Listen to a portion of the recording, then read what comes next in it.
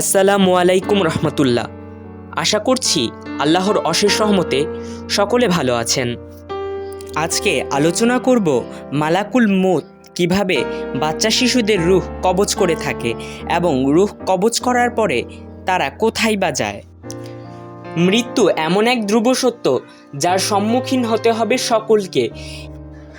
এমন এক অভিজ্ঞতা যার স্বাদ নিতে হবে সকল জীবকে, বাচ্চা থেকে বৃদ্ধ, কিশোর থেকে যুবক, সকলকে এ অভিজ্ঞতার সম্মুখীন হতে হবে।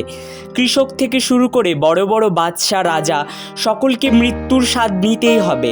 মালাকুল মউত কোনো জীবের প্রতি পক্ষপাতিত্ব করেন না। সকলের আমলের ওপর নির্ভর করে তার রূহ কতটা কষ্টে কবজ করা হবে তা নির্ধারণ করা হয়। দৃঢ় ইমানদারদের রূহ চোখের পলকে কবজ হয়ে যাবে, আবার গুনাহগারদের রূহ কবজ করতে পাপীদের অন্তর আত্মাসহ কেঁপে উঠবে। এমন অভিজ্ঞতার সম্মুখীন তারা দুনিয়াতে কোনো দিন হয়নি। রাসূল সাল্লাল্লাহু আলাইহি সাল্লাম বলেছেন, মৃত্যুর যন্ত্রণা বা কবরের আযাব এর এক চুল পরিমাণ যদি পৃথিবীতে ফেলা হয় তবে সাথে সাথে পৃথিবী ও আসমানের সকল প্রাণী ধ্বংস হয়ে যাবে। অতএব আমরা বুঝতে পারছি কবরের আযাব কতটা যন্ত্রণাদায়ক। কিন্তু শিশুরা তো নিষ্পাপ, নিষ্কলুষ, নিষ্কলঙ্ক। তাহলে মালাকুল মউত তাদের জান কিভাবে কবজ করেন? তাদের রূহ কোথায় যায় ও কাদের তত্ত্বাবধানে তারা থাকে? এবার প্রথমে আসি জান কবজ নিয়ে। মালাকুল মউত কোনো কষ্ট ছাড়াই বাচ্চাদের জান কবজ করেন।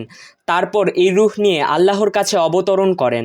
আল্লাহ তখন বলেন, তুমি যে আমার বান্দার কলিজার টুকরাকে তার বুক থেকে কেড়ে নিয়ে এলে, আমার বান্দা কি বলেছে? মালাকুল মউত বলবেন, আপনার বান্দা বলেছে ইন্নান ইল্লাহি ওয়া ইন্নান ইল্লাহি রাজিউন।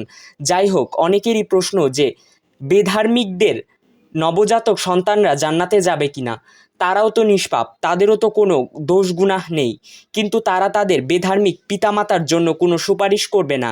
মালাকুল মউত বাচ্চাদের রূহ নিয়ে জান্নাতে হজরত ইব্রাহিম আলাইহিসসালাম ও তার স্ত্রী সারাহ আলাইহিসসালামের কাছে রেখে আসবে। তারা কেয়ামতের আগ পর্যন্ত তাদের কাছে থাকবে।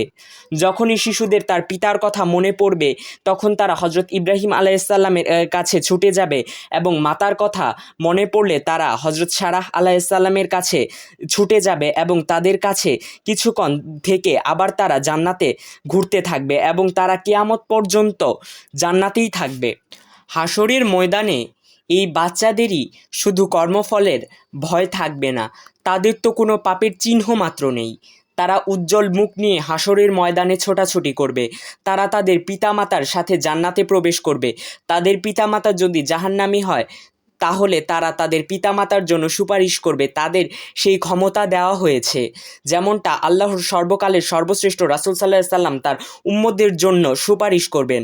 তারা তাদের পিতামাতা ছাড়া জান্নাতে যাবে না। আল্লাহ সকলকে সহি ঈমানের সাথে মৃত্যুবরণ করার তৌফিক দান করুন। আমিন।